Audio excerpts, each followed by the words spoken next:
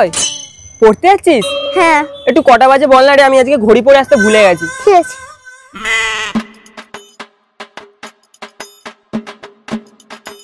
लेकिन ये साला कर क्या रहा है यहाँ पे?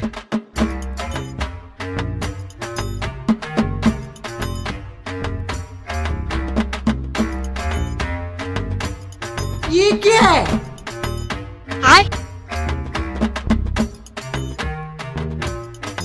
कुछ तो गड़बड़ है।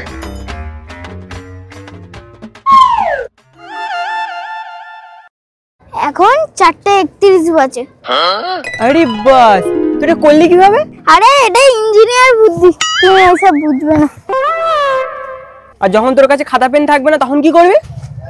এই তো ঘড়ি আছে, ঘড়ি থেকে বলে নেব। अबे साले।